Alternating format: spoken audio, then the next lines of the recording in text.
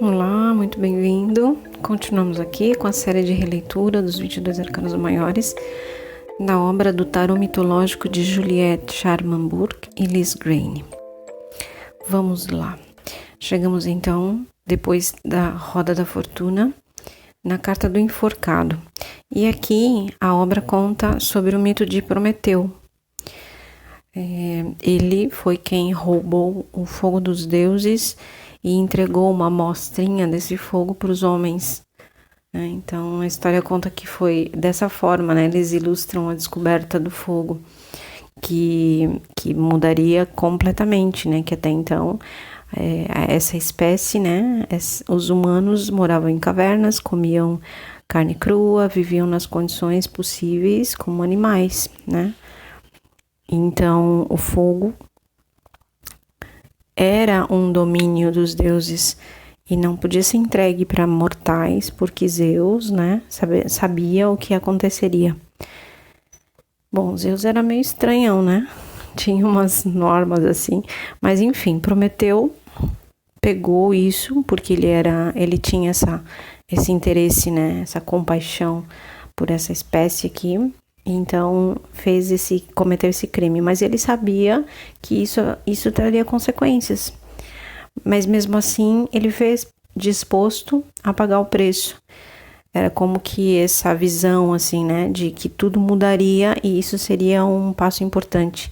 E mesmo que custasse um sacrifício, ele estava disposto a pagar. E aí foi o que aconteceu. Na carta, nesse deck, a gente encontra um homem numa montanha, então ele tá com o corpo de cabeça para baixo, encostado no rochedo, parece o pé preso, mas não dá para ter certeza, mas parece que ele tá aprisionado aqui, e no mito conta que ele foi aprisionado, né, no Monte Cáucaso, por Zeus, condenado aqui todas as noites, uma águia perfurasse o corpo dele e comesse o fígado dele, que se regeneraria no dia seguinte, e à noite ele teria novamente, né, a punição. Então esse sofrimento eterno, assim, né, mas que na verdade durou 30 anos. Em algum momento teve uma reconciliação entre deuses e homens, e ele foi permitido que Hércules, né, libertasse ele lá. Mas é muito engraçado que a carta, ele tem uma expressão de entrega, completa entrega. Ele tá com a cabeça assim no chão, com os braços abertos, também encostados na terra, os ombros, braços e cabeça encostados na terra e o resto do corpo encostado nesse rochedo. Então, ainda está dia, mas a águia já está se aproximando. E aqui é bem interessante, porque nós estamos vindo da Roda da Fortuna, lembra? E aqui para o caminhante é essa sugestão de, primeiro, louco, Dionísio, né? Já passou por algumas coisas, a gente está praticamente na metade desse percurso e é esperado que ele já tenha amadurecido bastante, né? Em seus corpos, assim, emocionais e espirituais. E aqui é mais uma prova dessa entrega a partir de um sacrifício pelo outro. E aí nós temos essa lição que a gente chama também, agora também comum falarmos da noite escura da alma, né? Que aparenta mesmo essa história aqui, né? Que essa carta sugere que eu tô entregue, eu fiz um sacrifício voluntário, o que é muito importante, em prol de uma mudança significativa. E veja que é a partir de uma visão mais alta mesmo, né? Ele sai do próprio umbigo, ele abre mão daquilo que ele já tem, às vezes de um prestígio ou de uma condição financeira ou uma estabilidade, e ele banca, né? Ele assume as consequências disso que ele entende como um sacrifício, né, em prol de um grupo maior, né? Então aqui nós somos convidados a assumir com maturidade, com responsabilidade, um movimento que é bem provável a Roda da Fortuna nos trouxe, Então é muito comum que, não necessariamente, mas é comum que aconteça essas cartas, né, essas lições aqui na nossa vida também, dessa forma mais ou menos ordenada, quase que sequencial, e quase que nesse movimento de amadurecimento mesmo de quem nós somos, né, e de todas as nossas capacidades enquanto seres humanos. E aqui, então, a roda girou, acontece algo na minha vida, e aí eu tenho duas escolhas: reagir mal ou reagir bem. Se eu tenho uma reação má no sentido de, né, não aceito, me agarro na roda girando, naquele tumulto, me recuso, me rebelo, reclamo, coloco a culpa em alguém, no mundo, no governo, no meu companheiro, no meu chefe.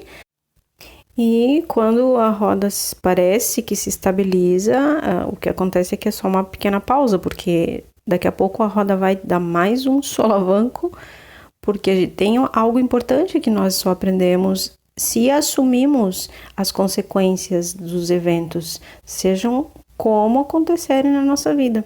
E a noite escura da alma é uma delas. Então, se eu respondo bem, eu assumo.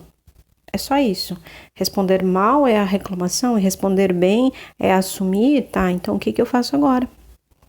Seja lá quanto tempo for de pausa. Porque quando essa carta vem numa leitura, ela mostra pra gente que o consulente provavelmente vai ficar numa situação de estagnação por um momento. E nunca sabemos quanto tempo, às vezes semanas, às vezes meses, por vezes anos, mas é um momento de estagnação. E aí, como é que a gente vai reagir, né? Vai reclamar ou vai fazer o que é possível dentro das nossas condições, assumindo o que for possível ali de consequência, sem culpar ninguém, né? Então, essa carta convida Dionísio, nosso caminhante, e nós, como caminhantes da Terra, a experimentarmos os momentos, né, as pausas de noite escura da alma para a revolução quando o dia amanhecer. E se você chegou aqui nessa carta hoje, talvez tenha mesmo essa mensagem para você, né? Às vezes, o que é o mínimo que eu posso fazer?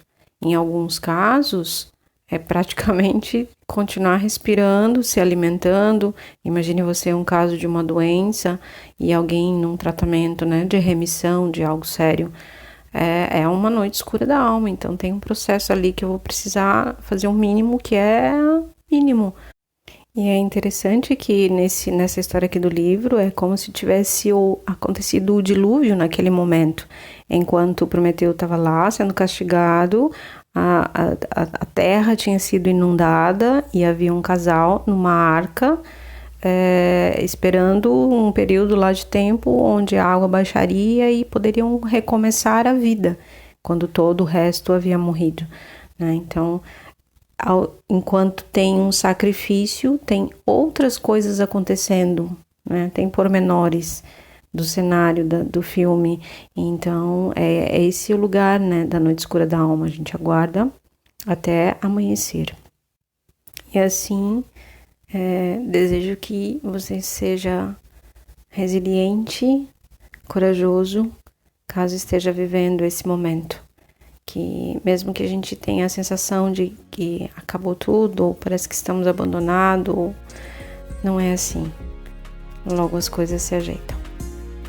Um grande abraço, fique bem e até a próxima carta.